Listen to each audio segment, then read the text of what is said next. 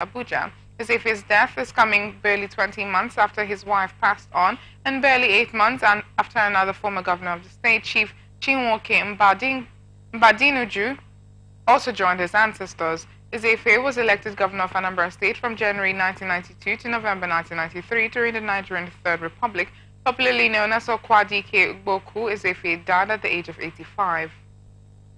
Nigeria Center for Disease Control and Prevention has debunked reports of an alleged detection of 25 new COVID-19 cases in Benue State, dismissing the report as a complete misrepresentation. The Director General of the agency, Dr. Ifedayo Adetifa, called for the prevention of misinformation that could fuel 2023. A total of 15,400 was loaded with bags of grains and human beings and was descending a hill on the dilapidated road when it crashed into a ditch in the afternoon.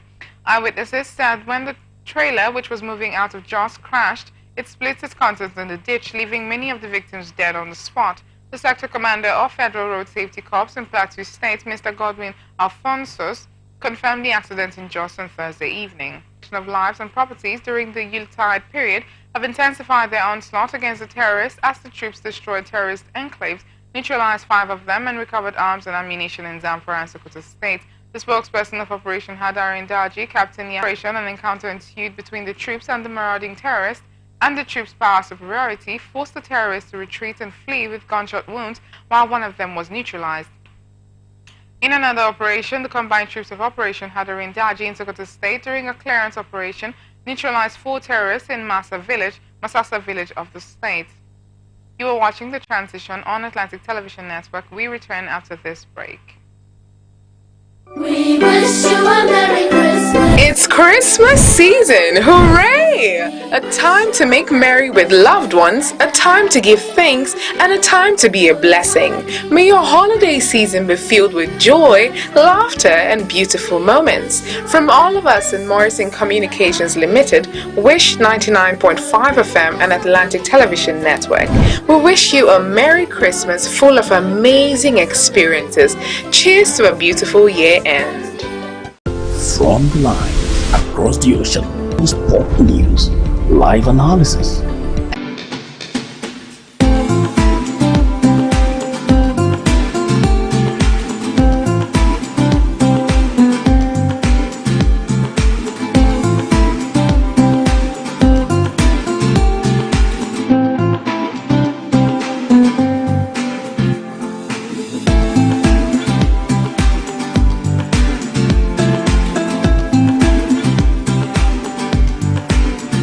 Welcome back. This is The Transition on Atlantic Television Network. Now to the rest of our stories. Armed operatives of the Department of State Services have taken over security arraignment of the Supreme Court ahead of judgment in a suit by the federal government against the leader of the indigenous people of Biafra, Nnamdi Kanu. The Make-or-Mar judgment is expected to be delivered by the Apex Court this morning. DSS operatives blocked the road leading to the court and the Villa Gate, turning back litigants and sympathizers of the self-acclaimed IPOB leader. Journalists accredited by the Supreme Court with official tags were also turned back from accessing the court's premises. It took intervention of highly placed officials of the court before the operatives grudgingly allowed newsmen.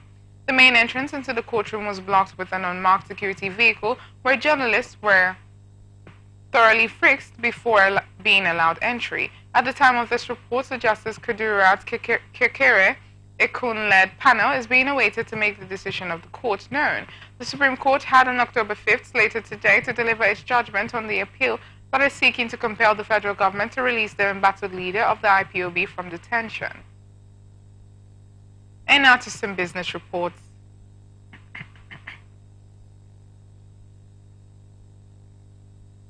Central Bank of Nigeria has directed banks to raise the quality of their